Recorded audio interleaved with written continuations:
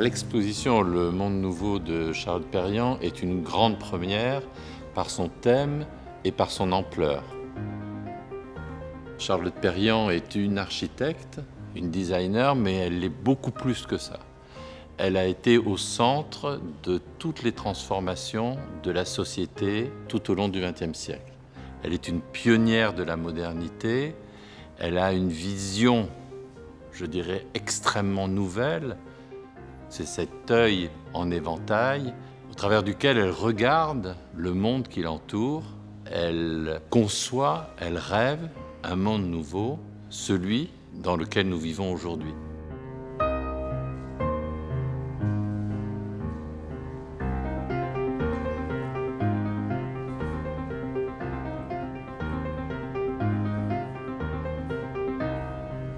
On est ici dans la salle d'introduction dans laquelle on invite nos visiteurs à ce voyage en création avec Charlotte Perriand. Elle est née en 1903, elle disparaît en 1999 et elle crée tout au long de sa vie une œuvre extrêmement ample, riche, qui est du domaine du mobilier mais aussi de l'architecture, de l'urbanisme et en dialogue avec les arts, la peinture, la sculpture, l'architecture, la tapisserie et avec nos grands protagonistes, ceux de Charlotte Perriand, Fernand Léger, Pablo Picasso, Alexander Calder et bien sûr Le Corbusier. Ce qui est intéressant avec Charlotte Perriand, c'est qu'elle a réussi à créer des objets iconiques, une architecture qui correspond à ce qu'aujourd'hui chacun aime habiter. Elle a imaginé une architecture très humaniste. Et ça, on retrouve en effet cette dimension très généreuse, c'est dire qu'elle a inventé un art de vivre vraiment pour tous. On pense souvent à Charlotte Perriand en collaboration avec Le Corbusier. Mais il y a une Charlotte Perriand avant Le Corbusier. Il y a une Charlotte Perriand qui imagine son atelier de Saint-Sulpice, qui présente au Salon d'automne 1927 un bar sous le toit, qui impressionne suffisamment ce maître de la modernité qu'est Le Corbusier pour qu'il propose à Charlotte Perriand de le rejoindre en qualité d'associé au sein de l'agence de Le Corbusier rue de Sèvres. En 1928, elle présente au Salon des artistes décorateurs ce fauteuil tournant. Un fauteuil tournant avec un roulement à billes qu'elle portera en étendard comme une sorte de manifeste de cette modernité machiniste. Elle l'imagine, elle dessine et elle brevette cette table avec des flancs chromés, un dessus en caoutchouc, une table extensible qui permet aussi bien de travailler seul, de déjeuner, mais aussi d'accueillir tous ses amis dans un espace assez restreint. À des fêtes, il faut imaginer ces années 20 avec Joséphine Baker qui l'inspire énormément, dont elle fait un dessin, sa grande amie Dora Maar qui est aussi la muse de Picasso, et puis cette amitié qu'elle noue avec Fernand Léger au début des années 30.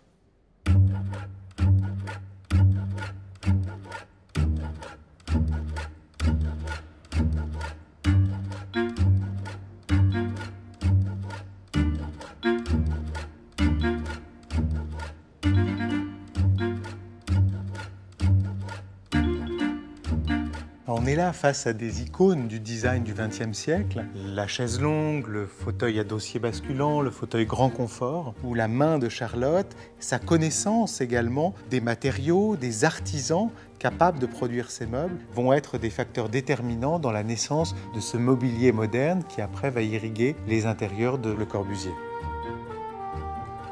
En tant qu'associée, elle a participé à ce salon d'automne de 1929. Et alors là, on voit évidemment, d'une part, les principes de Le Corbusier, d'autre part, la mise en œuvre à travers Charlotte, d'avoir en effet un espace complètement libéré, un mobilier réduit au minimum, avec simplement des chaises, des casiers et une table. Il n'y a pas de séparation, il n'y a pas de cloison.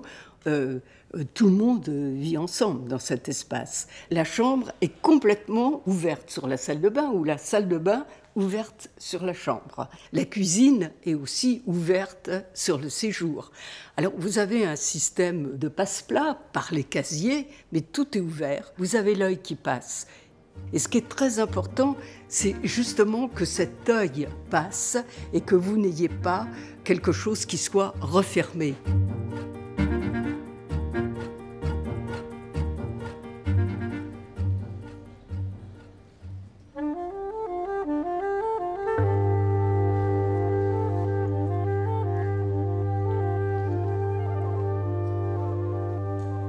Ici, on évoque la maison du jeune homme, celle qu'imagine Charlotte Perriand en 1935, en lien avec d'autres architectes, mais on propose ici les espaces imaginés par Charlotte Perriand. Un bureau, une salle de culture pour l'esprit, mais aussi une salle de culture physique.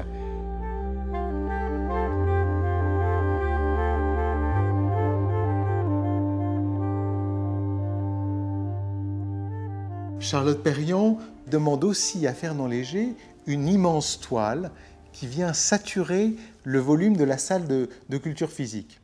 En réalité, ce qu'imagine Fernand Léger et Charlotte Perriand, c'est un espace dans lequel dialoguent l'architecture, le mobilier et les arts plastiques au service d'un nouvel urbanisme.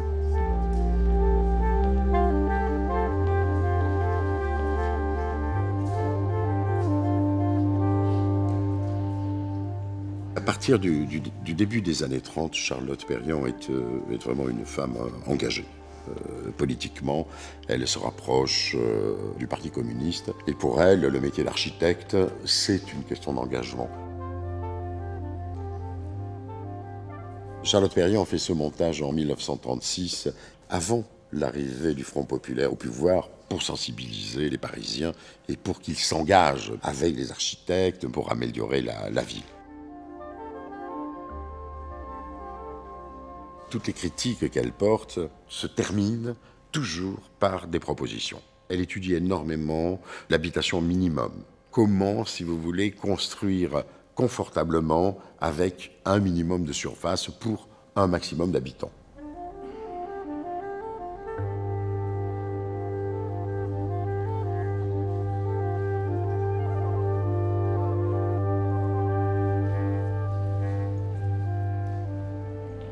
Après la période des années 1920 qui était portée par le grand espoir de la machine, vous avez des créateurs comme Le Corbusier, comme Fernand Léger, Charlotte Perriand et Pierre Jeanneret qui vont, à partir de 1931, 32, 33, regarder la nature pour l'observer à nouveau, pour en tirer les leçons, et ils vont petit à petit, et les uns et les autres, renouveler leur création.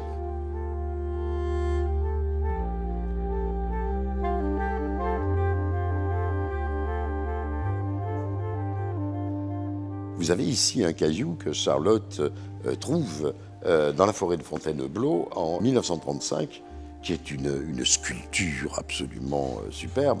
Et donc, elle va ramasser et photographier ces objets trouvés dans la nature que Fernand Léger va dessiner presque en même temps qu'elle les photographie.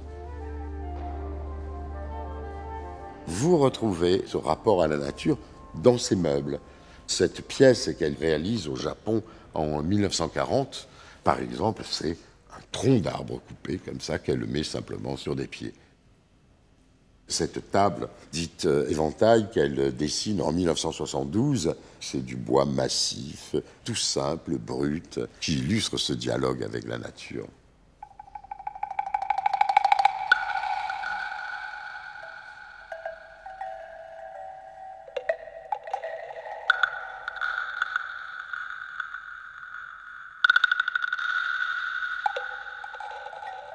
Cette galerie retrace une période essentielle dans l'histoire de Charlotte Perriand, c'est sa rencontre avec le Japon.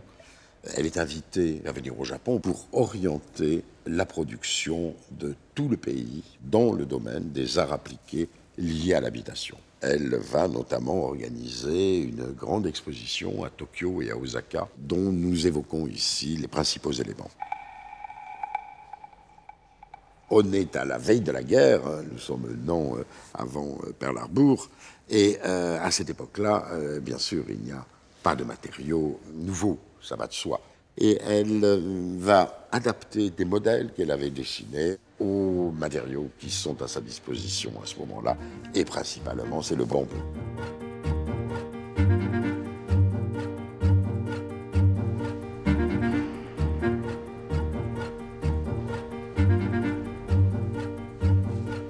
Après 6 années passées en Asie, Charlotte Perriand rentre en France et commence par travailler pour l'unité d'habitation de Marseille de Le Corbusier.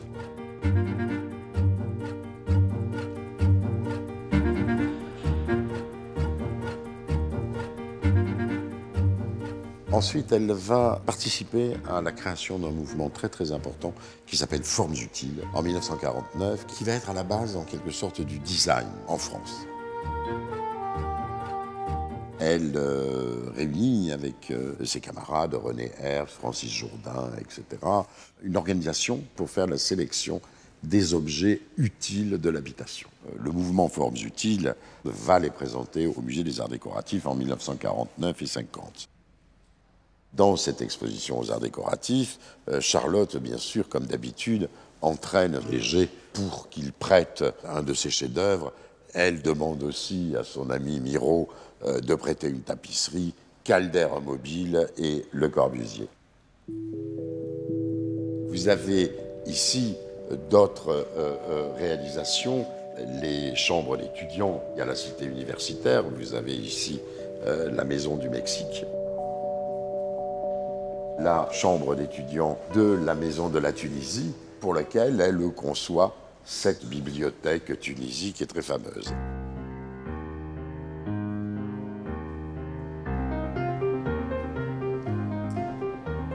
Proposition d'une synthèse des arts, c'est le titre d'une exposition présentée en 1955 à Tokyo par Charlotte Perriand, qui définit un espace de dialogue entre la tapisserie, la peinture, la sculpture, la céramique, le mobilier et les artistes.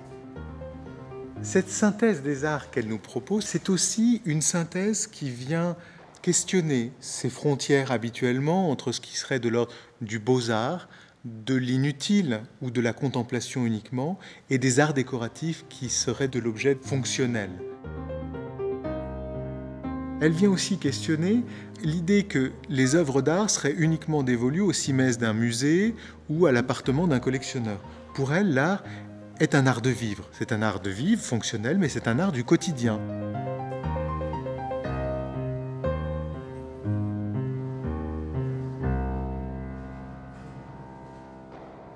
La galerie Stephe Simon est créée en 1956 par un homme très atypique, Stephe Simon, qui est un ancien résistant, qui était un proche de Jean Prouvé, et qui demande à Charlotte Perriand et à Jean Prouvé d'être les têtes d'affiche de sa galerie, qu'il crée à Paris, sur le boulevard Saint-Germain.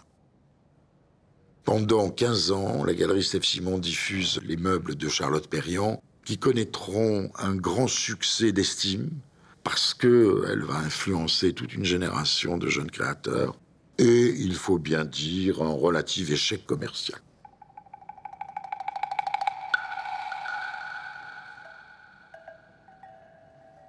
Pour Charlotte Perriand, toutes les cultures peuvent s'enrichir les unes les autres. Et ça va être exactement la même chose quand elle va créer pour le Brésil.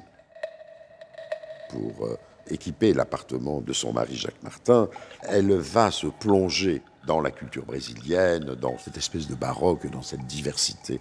Et elle disait toujours que de la diversité des traditions peut sortir des préoccupations fondamentalement modernes.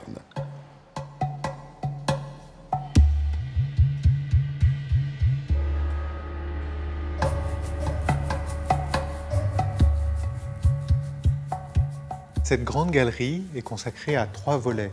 L'appartement d'un collectionneur, la galerie Louise Léris et le Musée national d'art moderne.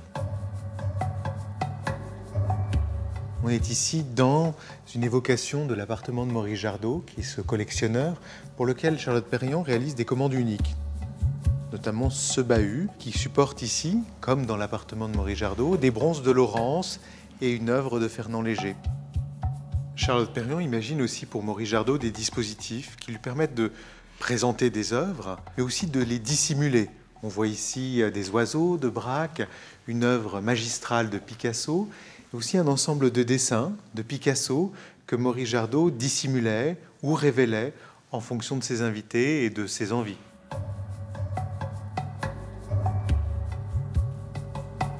On entre ici dans la galerie Louise Léris, une galerie mythique de l'histoire de l'art.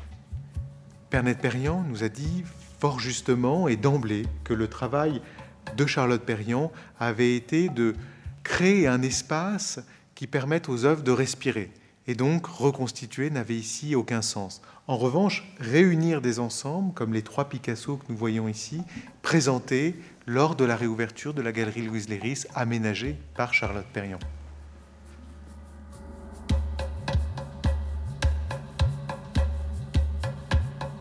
À l'invitation de Maurice Besset, qui est le conservateur du Musée national d'art moderne, à l'époque où il est dans le Palais de Tokyo, Charlotte Perriand imagine un mobilier, un aménagement, avec notamment cette banque d'accueil qui est immense, à la fois extrêmement puissante, en tension et légère, qui est une proposition très différente de l'architecture classique en plaquage de pierre, celle de ce palais de 1937.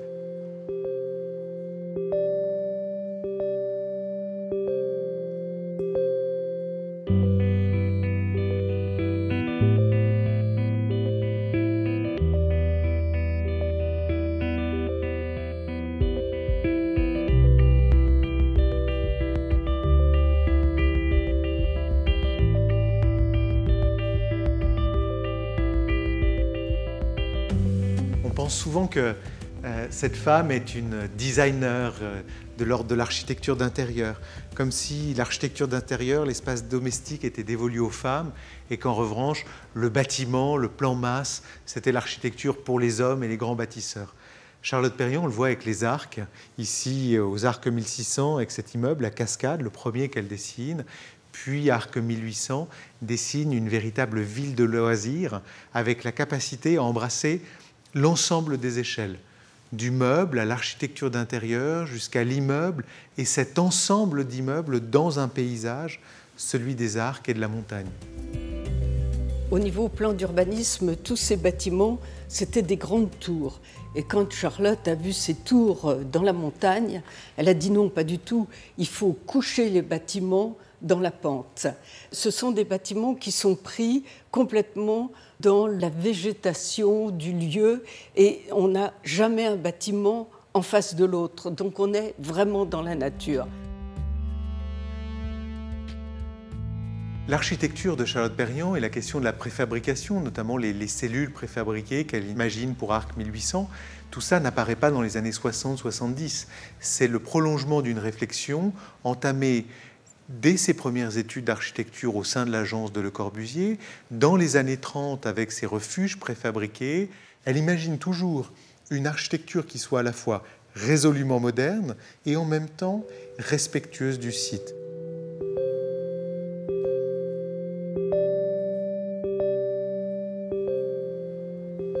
La maison de thé que vous voyez ici était pour Charlotte un espace thé éphémère. Charlotte donc va créer cet espace en l'entourant bien sûr de bambou pour s'extraire complètement de l'extérieur.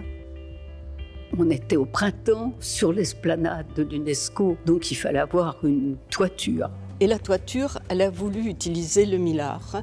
Et ce qu'elle voulait avec ce millard, c'est qu'il soit vert. Elle voulait avoir ce ton des rizières du Japon.